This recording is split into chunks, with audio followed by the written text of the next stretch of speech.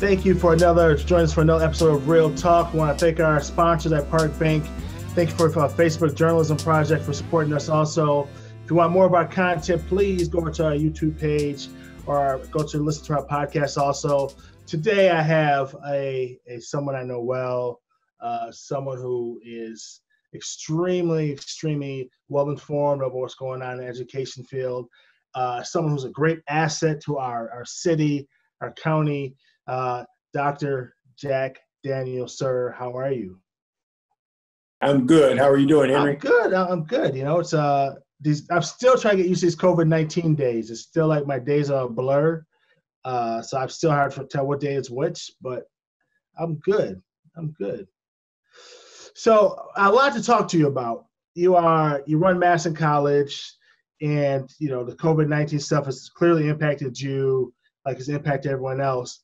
But I want to start, before we get to that, you did an open letter for us that we ran about your experiences with riots, protesting, starting with Mr. Floyd getting killed in Minneapolis.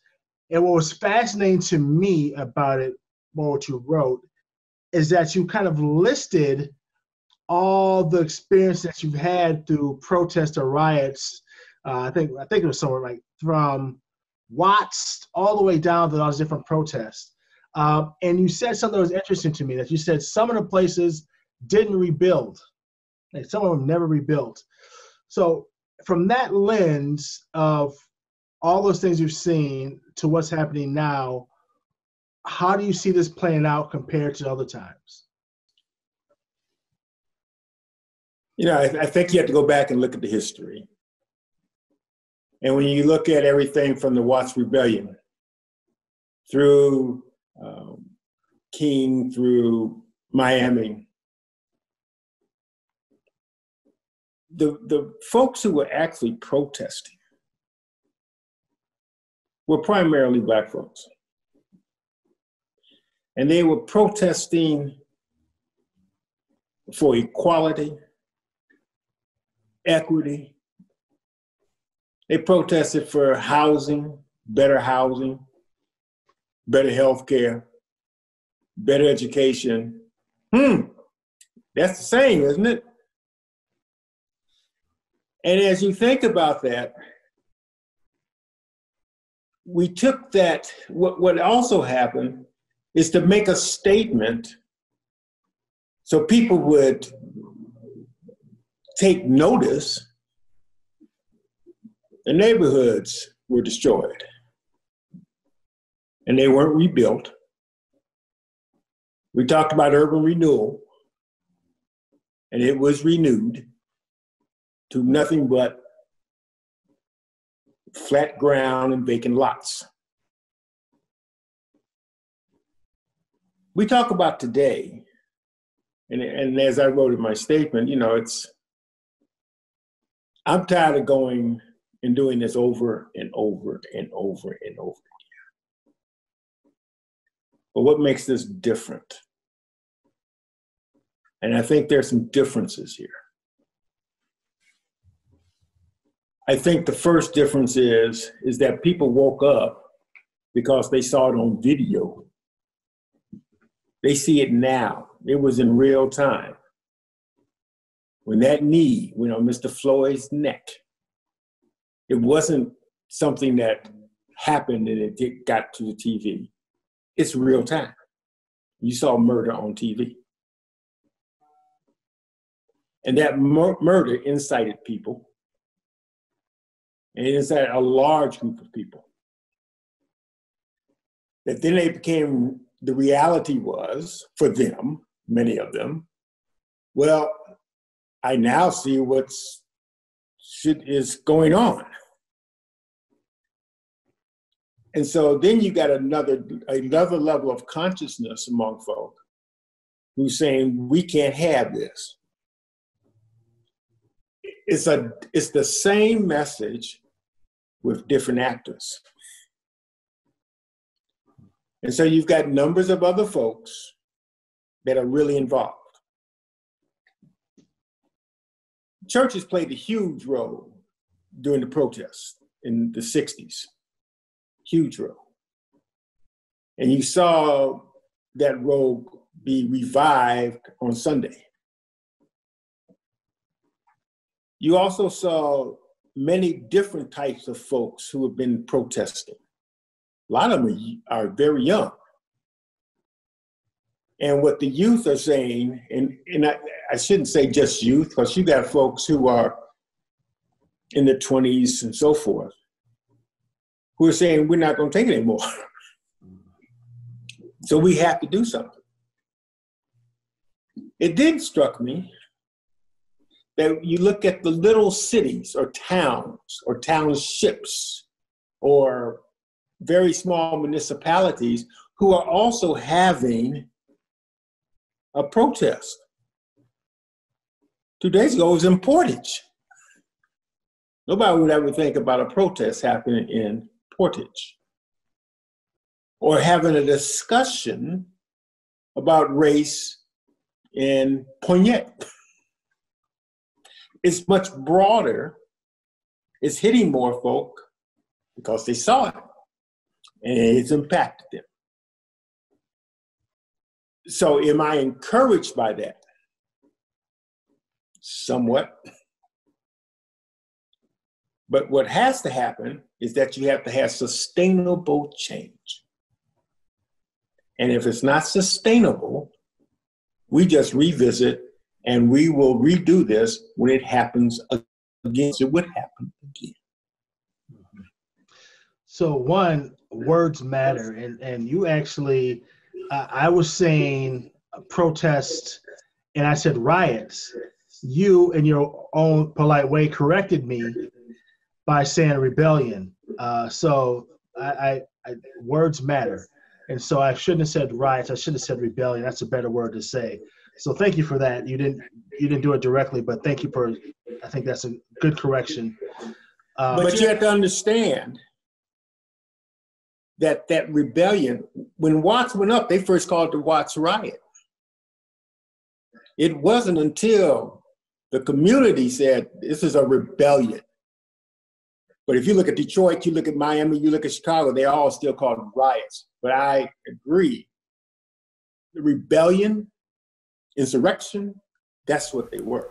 Yeah, and that's a better way to say it, right? It's a more fitting term.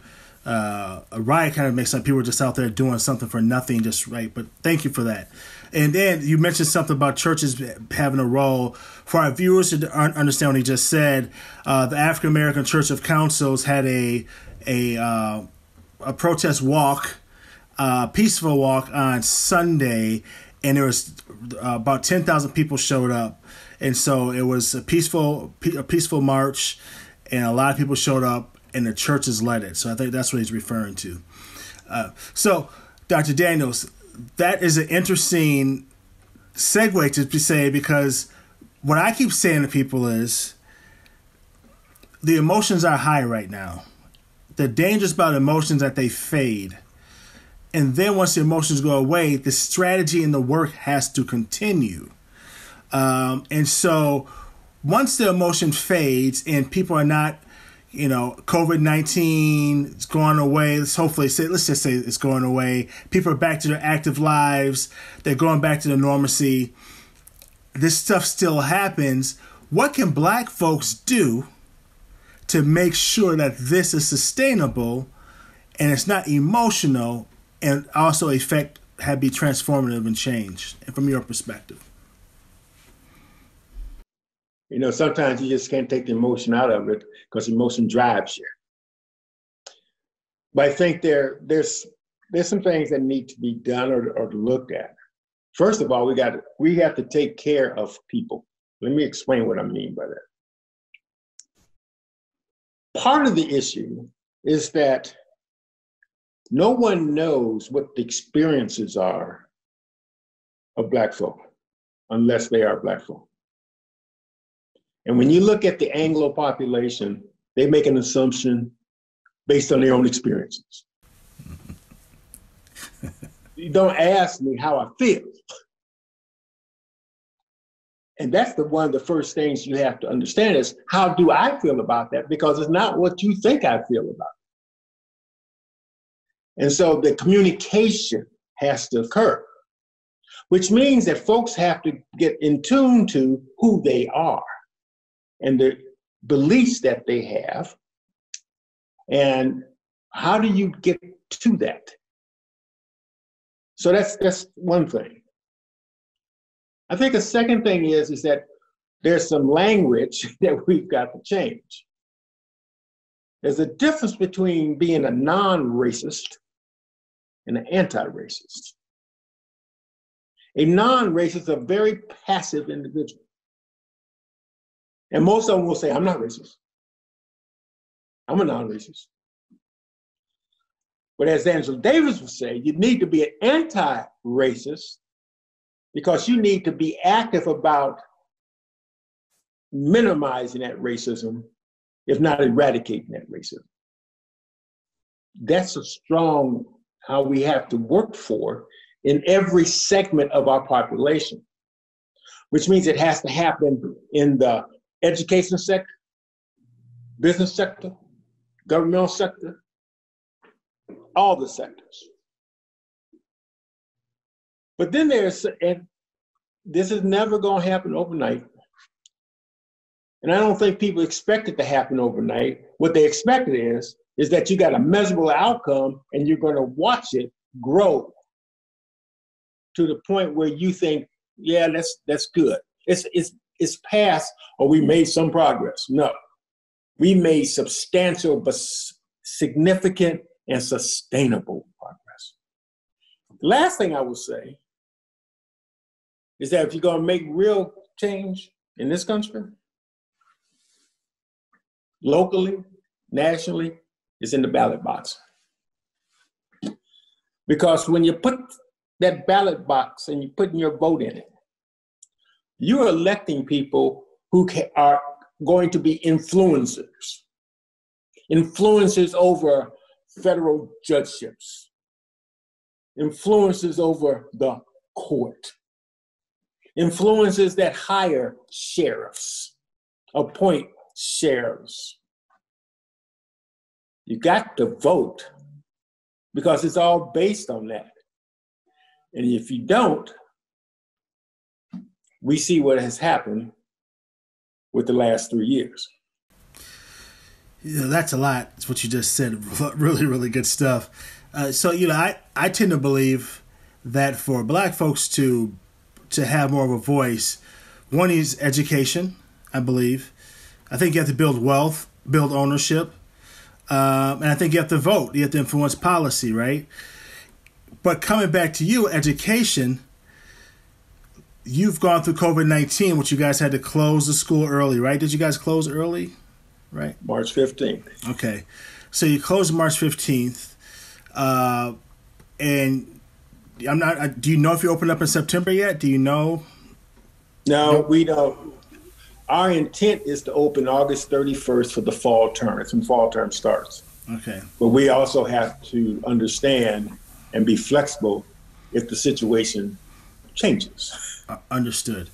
And so education being such a key part of, I believe, transformation for our communities, even being educated how to vote. I mean, education is a broad term. But Madison College, to me, seems like the place that rehabilitates our kids from an education's perspective. No disrespect to the K through 12 system, but our kids do not do well there. So it seems like to me, Matt, that you get those students at Madison College, or someone who's left school and come back. I know your average age is about 27, but you get those students and you get them back on the right track and get them in fields. How do you think now with the COVID-19 happening, with all this stuff for Mr. Floyd being murdered, how does Madison College now position itself and help this new wave of energy that's going to be coming through for our youth? That's big. It's a big question. And there are a lot of unknowns with that. When COVID-19 hit, or I shouldn't say when it hit, because it was here before March 15th. When we had to close, and move everything to online, that we had to do all that in 2 weeks. We had to take a lot of the land-based courses that we had, and we had to shift them. But in shifting them, which is what we had to do, we also, we tore off the top about the gaps and about the disparities. Because everyone doesn't have a computer. Everyone doesn't have access to a hotspot. And if your primary learning has been face-to-face where you got that instructor, and now you're going online where the self-discipline takes over, you're not going to be successful. We have to really be conscious about the equity issue. And how do we actually address that equity issue? And we provided laptops on loan to students that we could determine by the processes that we use. They would have a laptop so that they could function. We're also going to do that for the fall term. We're also going to set up in our colleges and our campuses labs, which I would call distance learning labs, and I'll have staff in there whereby they will help students become more acclimated to distance learning so that when they go home, they're a bit more comfortable with using the tools of distance learning. We also put all of our services, student services, online. So I had counselors online, advisors online, financial aid folk online, so that we maintain that communication with students. And there will be some hybrid of that whenever we get to returning to the campus. But that's that connection. We also, at the same time, made calls out to all African American students because we wanted to connect with them. We wanted to make sure that they still knew that where we are, what we are, and how we can help them. And quite frankly, because we're a commuter institution, some of those numbers and emails didn't work. But we got, 600 or so that we were able to contact. We also are using our dollars that we got federally, not just to help students pass from an economic standpoint through the COVID process and COVID crisis, but also preparing how we're going to effectuate the online and other issues that are related to COVID. It's about the engagement. It's about having the relationships with those students, still advising them what their next steps are, and hopefully moving them to completion. That's a lot of work you guys are doing. That's not easy either. I mean, that's even you calling 600 students says a lot. There's a lot about commitment. A lot about commitment. I'm thinking again. I'm not a professional like you are, but I'm thinking that if with the schools being closed, colleges being closed, and say schools, people can't really get back to schools until January or whatever. How would you? If I'm a student, a freshman or sophomore or whatever, I'm thinking, how can I go online and save cost instead of paying the cost I might go to a bigger school like a University of Madison or whoever? What would be your sales pitch to someone who says, you know what, I don't want to be, I'm better than a technical college. I don't want to go to a technical college. I want to go to University of Oshkosh or Whitewater, wherever the four-year college is. However, I recognize going to a technical college was help me save money because online I can't be in classrooms with people anyways. Why would they decide to go to a technical college, recognize they save money, but what's the upside for them to do that? Besides saving money, what would you sell them on to do that? Well, the first thing I would tell them is, yes, by statute and by what everybody says in our title, we're a technical college. I'd rather tell people I'm a comprehensive community college. And in my comprehensiveness of the college, we actually give pathways into the four-year institutions. I would tell that student that the number of students who transfer into the UW system come from Madison College. I would tell that student that in any field that you want to go to, we have articulated courses, not just with the UW, but with private institutions as well. I would also tell that individual that if that's not the pathway that you want to choose, we also have pathways in manufacturing, transportation, and in the high demand areas of healthcare and information technology, our students at a 95% rate are placed in jobs with family living wages. And I would tell them that they need to take that opportunity to just visit.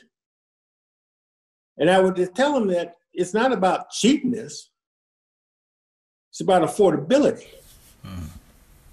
And if you're coming in and you think you can take the first 2 years of classes, and you want to transfer, do you know all of those credits transfer?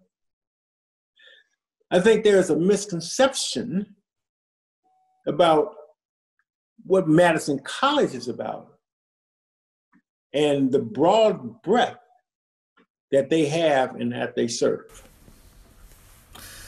Thank you. That's his answer. Okay, this last question for you. As being a black man who is a black leader, who has experienced lots of different things, there's a lot of our youth right now who don't see the value in people who are not in the streets, or don't see the value of people who are not young. They don't see the value in people like you, or even people like me who are more established. They can't see the pain or the struggles that we've gone through to get where we've gotten.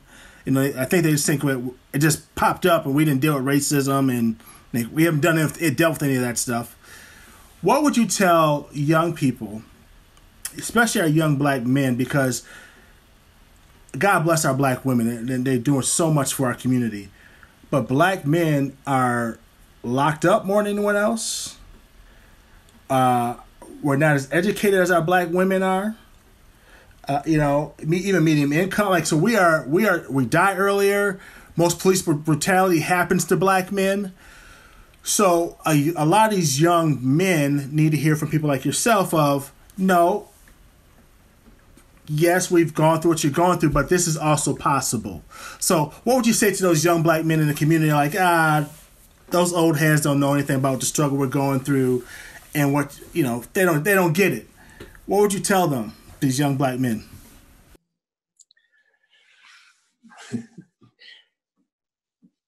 We have a program at Madison College that's specific for African-American males. And they call it Men of Excellence. So the first thing I would communicate to those folks, those African-American males, is that they have worth, that they have value, that they count. I would tell them that they are a male. You are a man.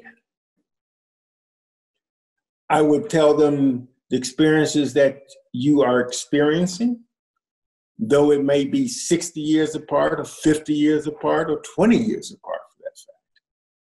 There's similarities. And your frustrations are still my frustrations. Your anger, I feel that anger. I connect with them. I connect with them from the experience base. And then being able to talk to them about what they want to do, but also telling them, how can I help you? And if they ask for that help, I've got to be prepared to give that help from my sector. But it's not just from my sector, because you're going to have folks, especially males, who want to know it a little bit more. They want to know they count. And they do count. In our population, we're 70% in the African American population, 70-30. 70% female, 30% male. But our general population doesn't reflect that gap. And so it's going back and talking to them and working through them and providing them with the support that they need so they can be successful, because they got a lot on their plate. Yep. Yeah. And thank you for that. Like, Black women have done so amazing on the circumstances they're under to become, entrepreneur. They're more entrepreneur than anyone else, more educated than anyone else. I mean, they're making money. I mean, Black women, the stuff that they have overcome is amazing. It's second to none. They have to take care of the household because a lot of our Black males are in jail, etc. However, I'm gonna come back to this. Our Black youth and our Black men are locked up more than anyone else. We die younger. We don't make as much money. I mean, so we are, in a lot of ways, attacked for being Black men. And we need to let our Black youth know, like you just said, that you are special, you're talented, you come from a people that have overcome many things, and you too can accomplish these things that you see a Dr. Daniels doing, or you might see a Kaleem Care, or you might see a Michael Johnson. This stuff is possible for you. You're going to have challenges, but you can do it. And so I think we need to, one thing I've learned to this COVID-19 thing and all this protests is that we don't have enough Black men saying this to other Black youth, that you too can make these things happen. You too can accomplish this. And your back's against the wall, but we're here to support you. So thank you for your comments, Dr. Daniels. Most welcome. I've enjoyed this. So thank you. Will you come back again? Will you come back? Okay. All right. Make sure the technology works better, too.